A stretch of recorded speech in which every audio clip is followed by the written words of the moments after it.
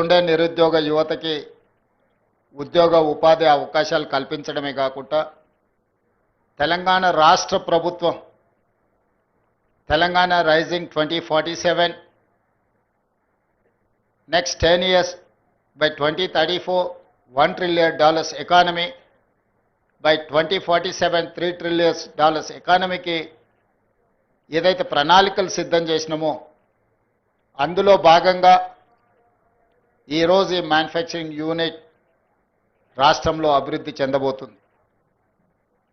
ఈరోజు తెలంగాణ రాష్ట్ర ప్రభుత్వము పాలసీ పెరాలసిస్ లేకుండా ప్రభుత్వానికి ప్రణాళికబద్ధమైన పాలసీలు ఉంటే రాష్ట్రానికి పెట్టుబడులను ఆకర్షించడమే కాకుండా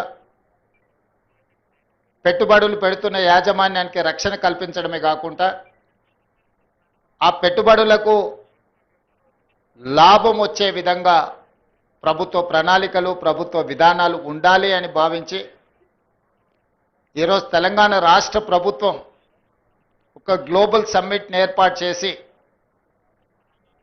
తెలంగాణ స్టేట్కి ఒక కాంప్రహెన్సివ్ పాలసీ డాక్యుమెంట్ను రిలీజ్ చేయడం జరిగింది.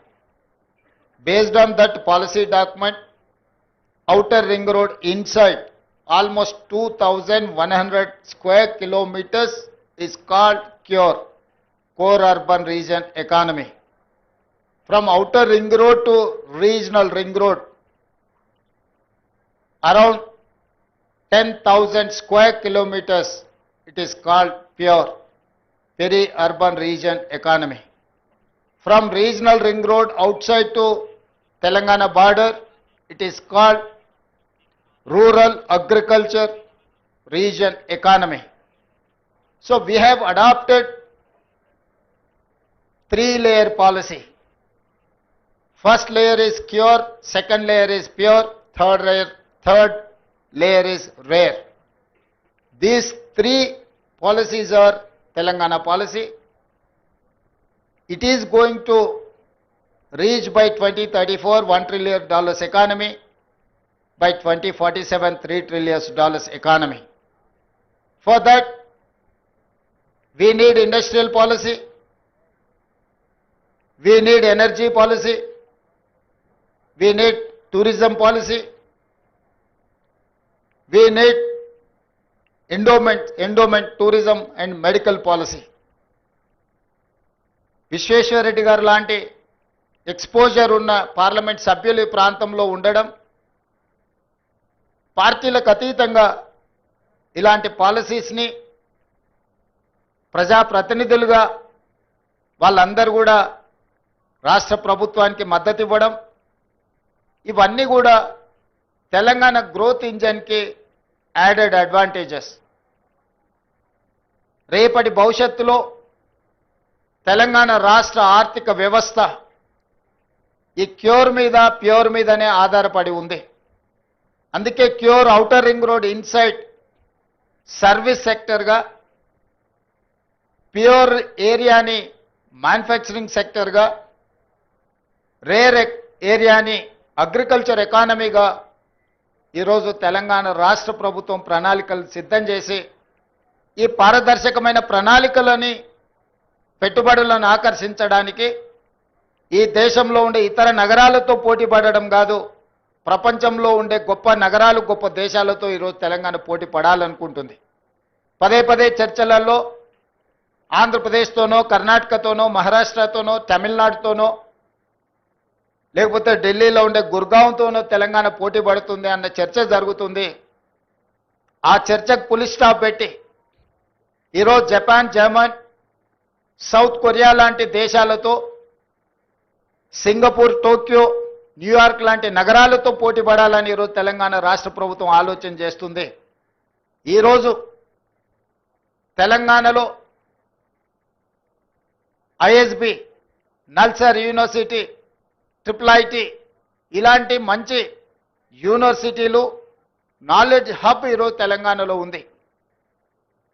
ఈరోజు పరిశ్రమలకు అనుకూలమైన పరిస్థితులు, ప్రభుత్వ విధానాలు అందుబాటులో ఉన్నాయి. అందుకే ఈరోజు Telangana wanted to rise Telangana wanted to compete with New York, South Korea, or other countries. అందులో భాగంగా ఈరోజు ఇలాంటి యంగ్ ఎంటర్‌ప్రెన్యూర్స్ ప్రారంభించే యూనిట్స్ని తెలంగాణ రాష్ట్ర ప్రభుత్వము సంపూర్ణంగా మద్దతు ఇచ్చి ప్రోత్సహించి ప్రభుత్వం నుంచి అవసరమైన అనుమతులను సరైన సమయంలోనే వాళ్ళకి ఇచ్చే విధంగా ఈరోజు ప్రభుత్వ విధానాలను తీసుకురావడం జరిగింది. అందుకే ఈరోజు ఇలాంటి యంగ్ ఎంటర్‌ప్రెన్యూర్స్ ప్రారంభించే పరిశ్రమలను ప్రత్యక్షంగా ముఖ్యమంత్రిగా పరిశ్రమల శాఖ మంత్రిగా నేను శ్రీధర్ బాబు గారు రావడం, పెట్టుబడిదారులకు ఒక నమ్మకం విశ్వాసం కల్పించాలన్న ఆలోచనతోని వాళ్ళని ప్రోత్సహించాలన్న ఆలోచనతోని ఒక సక్సెస్ స్టోరీని తెలంగాణలో రాయాలని ఈరోజు బల్క్ డ్రగ్స్లో దేశంలో ఉత్పత్తి చేసే దాంట్లో 40% బల్క్ డ్రగ్స్ ఓన్లీ హైదరాబాద్ నగరం నుంచే ఈరోజు మనం అందిస్తున్నాము అని అంటే ఇది ఒక గొప్ప విజయం. మన ప్రపంచాన్ని పట్టి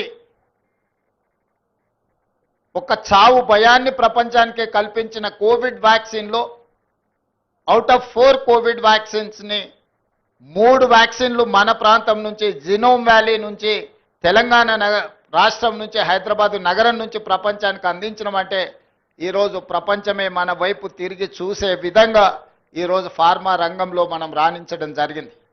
సిలికాన్ వ్యాలీలో ఐటీ ప్రపంచ దిగ్గజాలైన ఐటీ కంపెనీలు ఈరోజు నడుస్తున్నాయంటే ఆ కంపెనీల సీఈఓలు మన ప్రాంతంలో చదువుకున్న వాళ్ళు ఈరోజు వరల్డ్ బ్యాంక్ చైర్మన్ సిఎండిగా ఉండే Ajay Banga studied in Hyderabad public school.